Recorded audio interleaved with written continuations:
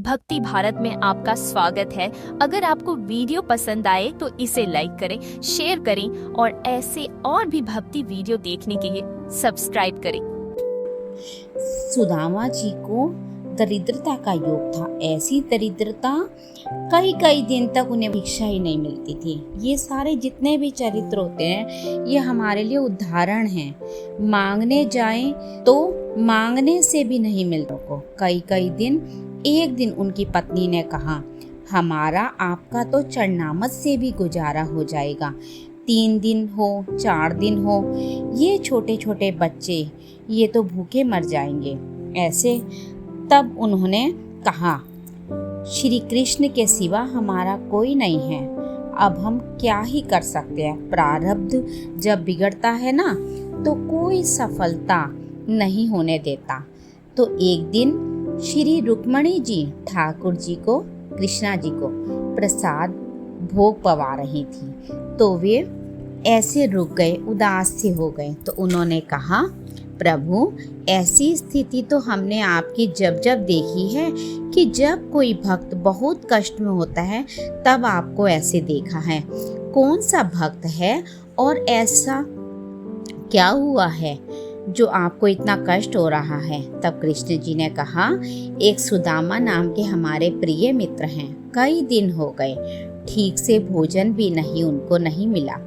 तब वे बोली, प्रभु आपके प्रिय मित्र और मैं आपकी दासी माँ लक्ष्मी का अवतार रुक्मिणी, आप हुक्म तो कीजिए प्रभु, लोक लोक की संपत्ति वहाँ भेज दूंगी, कहाँ उसको चाह नहीं है। कृष्ण भगवान उनको बोलते हैं कि हे रुक्मिणी, उनको चाह ही नहीं है, उसको सुदामा को, हमारे मित्र को चाह नहीं है, और चाह ना होने पर हम विवश हैं। हम अगर वो चाह कर ले तो सारी व्यवस्था हो जाए। वो बोली, पैदा करो चाह। जाकर बोले, उनके हृदय में तो मैं नहीं पैदा कर सकता। तो बोली, तो हम, क्योंकि जिस हृदय में भगवान का आश्रय और निरंतर चिंतन है वहाँ माया की चाह नहीं होती। बोले, उनकी पत्नी के हृदय में चाह पैदा करो। उनकी पत्नी के हृदय में तो हो सकती है ना। तो बोले, प्रयास करते हैं। जाके भगवान संत वेश में गए उनके पास, उनके घर सुदामा और उनकी पत्नी के पास। बोले, भिक्षाम देहि।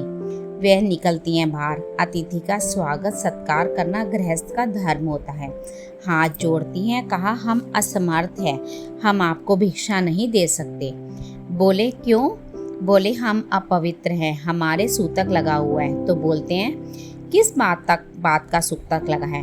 बोलती है, हमारे घर पुत्र जन्मा है। तो ठीक है, हम 10-12 दिन बाद आएंगे, प्रभु बोलते हैं, जो ब्राह्मण रूप में आए होते हैं। बोले, नहीं, आजीवन अपवित्र रहेंगे हम। ऐसा कौन सा सूतक है? बोले, दरिद्रता रूपी विद्यमान है हमारे घर में सूतक। ठीक है, तो ऐसे तो बोली, दरिद्रता रूपी पुत्र को हमने जन्म दिया है, अर्थात सीधे ये कि मैं नहीं दे सकती या देने योग्य नहीं है हम। ऐसे इसलिए कहा कि मैं अपवित्र हूँ। तो कहा, तुम दरिद्र कैसे हो सकती हो? जिनके पति के मित्र द्वारिकाधीश भगवान श्री कृष्ण हो वह कैसे दरिद्र हो सकता है? वह साधु रूप में भगवान कृष्ण उनको बोलते हैं, क्योंकि वो उनके मन में लोभ करने आए होते हैं। वो चाहते हैं कि वो उनकी पत्नी सुदामा से कहें, क्योंकि सुदामा के मन में तो कोई था ही नहीं, वह गरीबी में भी खुश थे अगर श्री कृष्ण उनके मित्र हो तो।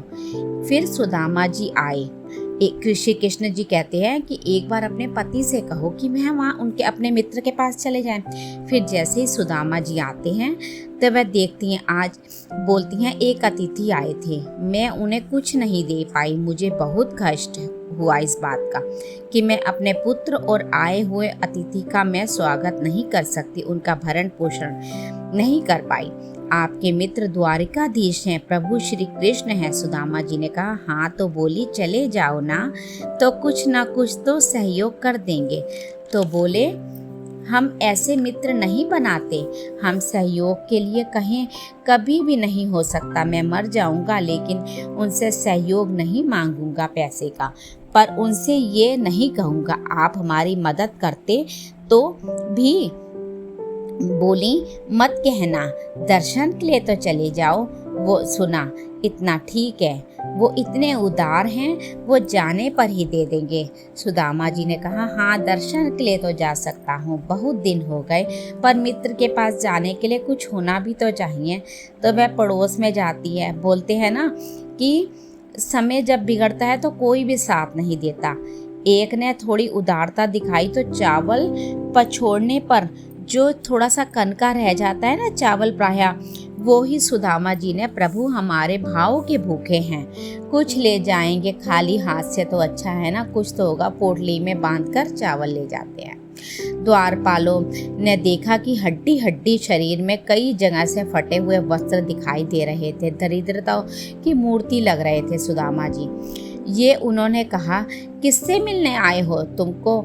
उन्होंने कहा, श्री कृष्ण जी से। संभल के बोलो। वो पार्षद जो थे श्री कृष्ण जी के, उन्होंने कहा, संभल के बोलो, किनका बोल रहे हो? अन्य ब्राह्मणों के? अरे ऐसे श्री कृष्ण? अरे जाके तो तुम बोलो भैया ना, श्री कृष्ण जाके तुम कहो सुदामा ब्राह्मण आए हैं। पार्षद ने कहा, अजीब आदमी है, आपका नाम बिना किसी सभ्यता के ले रहा है और कह रहा है सुदामा से, सुदामा आए हैं। सुदामा कूद पड़ते हैं श्री कृष्ण। पार्षद ब्रह्मा जी, शंकर जी आते हैं तो वो खड़े रहते हैं घंटों, भगवान ऐसे भागे हैं। पार्षद देख के हैरान हो जाते हैं और उनको श्री कृष्ण भगवान गले से लगा लेते हैं। रुक्मणी जी के महल में ले जाते हैं और रुक्मणी जी के पलंग पर स्वयं उनके चरण पखोड़ते हैं, उनके धोते हैं चरणों को। अब वे वैभव, ऐसा क्या वैभव, हाल चाल देखते हैरान हो जाते हैं सुदामा। श्री कृष्ण भगवान बोलते हैं, क्या हाल चाल है, कैसे हो?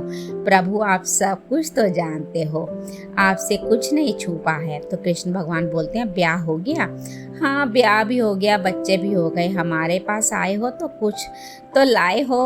अब कपड़े में थोड़े से तंदूर लेकर आए थे, चावल, वो छुपा रहे थे। भाई इतना मान सम्मान, वैभव, रानियां, इतना सब कुछ है, मैं क्या थोड़े से चावल की कनकी सा उनको छुपाने लग गया। तो श्री कृष्ण बोले, अब फिर चूक कर रहे हो, हमारे हिस्से की चोरी तुमने पहले भी की थी ना, अब फिर चूक कर रहे हो? हिम्मत नहीं पड़ रही थी। इन महाप्रभु को कैसे वो तंदूर कृष्ण भगवान ने ऐसे छीना और मुंह को लगाया, तब फिर दोबारा ऐसे मुंह को लगाते स्वाद, बोलते हैं ऐसा स्वाद हमने कभी नहीं पाया जैसा आज पाया। भगवान बड़ाई कर रहे होते हैं। रुक्मणी जी की आंखों में आंसू आ जाते हैं वो दृश्य भगवान का देखकर। और फिर तीसरी बार जब वो अपने मुंह में डालने लगते हैं तो मुंह को लगाने ही वाले होते हैं, रुक्मणी जी उनका हाथ पकड़ लेती है, बस प्रभु हम आपके सिवा नहीं रह सकते। सुदामा जी का स्वागत किया, बहुत अच्छे अच्छे वस्त्र उनको पहनाए। जब भगवान जी उनको विदा करने लगते हैं तो बोलते हैं, पत्नी कह रही थी जाओ प्रभु के पास जाओ। हाँ हाँ, ऐसे चलने लगे, हाथ भी खाली हाथ, प्रभु कहाँ पकड़े। तो महंगे जो वस्त्र भगवान ने पहनाए होते, उसको दिए होते हैं, वो भी कहते हैं भगवान, क्योंकि उन्होंने तो उसको पहले ही कई धन संपत्ति उसको पहले ही उसके तंदूर खाकर दे दी होती है। ये सिर्फ उससे मजाक कर रहे थे प्रभु। जो भगवान ने उसको वस्त्र दिए होते हैं, भगवान कहते हैं, अरे सुदामा तुम अपनी ही पोशाक पहनकर रास्ते में चलो, रास्ते में चोर डाकू होते हैं, तुम अपनी ये वस्त्र भी महंगे वस्त्र हैं, इनको उतार कर रख दो। कहते हैं वाह प्रभु वाह, उनकी महिमा वो समझ नहीं पाते। तो रास्ते में चोर डाकू होंगे, वो सुदामा जी फिर भी उनकी बात को नेगेटिव नहीं लेते।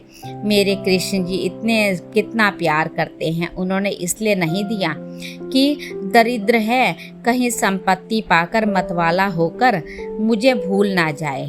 मुझे कितना प्यार करते हैं। प्रभु के प्यार में मग्न होकर वो द्वारिका से चलने लगे तो एकदम सुदामापुरी आ गया। उन्हें लगा मैं चलते चलते दोबारा से कहीं द्वारिका तो नहीं आ गया। वे लोगों से पूछने लगे, अरे भैया ये कौन सी जगह है? तो लोगों ने कहा ये सुदामापुरी है।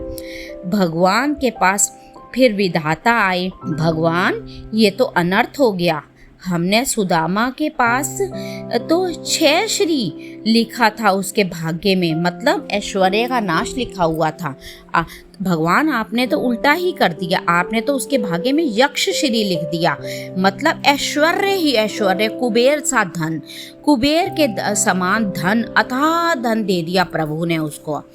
प्रभु हाँ, तो कृष्ण जी बोले इन्होंने एक पुण्य किया है, अनंत ब्रह्मांडों का सब जीवों को तृप्त कर दिया है। विधाता बोले खुद तो खाने के लिए नहीं है, तृप्त करेंगे किसको क्या देंगे। कृष्ण बोले मेरे रोम रोम में करोड़ों ब्रह्मांड निवास करते हैं, इनके तंदुलों से मैं तृप्त हो गया, अन्य ब्रह्मांडों का भंडारा हो गया। उनका जो पुण्य होता है वो विधाता से श्री कृष्ण जी ने बोला इनके भाग्य में लिख दो सुदामा के सारा, क्योंकि उनके तंदुल से मैं सारे ब्रह्मांड मेरे अंदर समाये हुए हैं, वो सब ब्रह्मांड तृप्त हो गए, इसलिए उनके भाग्य में इस तंदुलों का जो पुण्य लिखा है वो सब इनके भाग्य में कर दो। एकमात्र प्रारब्ध जो पुराने किए हुए हमारे बुरे कर्म होते हैं उसको मिटाने वाला सिर्फ परमात्मा भगवान होता है। कर तुम अकर तुम अन्यथा कर तुम भगवान की शरण में रहिए, उनसे प्रार्थना करनी चाहिए, भगवान हमारी सब समस्याओं का समाधान करते हैं। अन्यथा भगवान से बोलना चाहिए भगवान मेरी समस्या से लड़ने का मुझे बल दीजिए। भगवान ही हैं जो हमारे सब किए हुए पाप नष्ट करते हैं।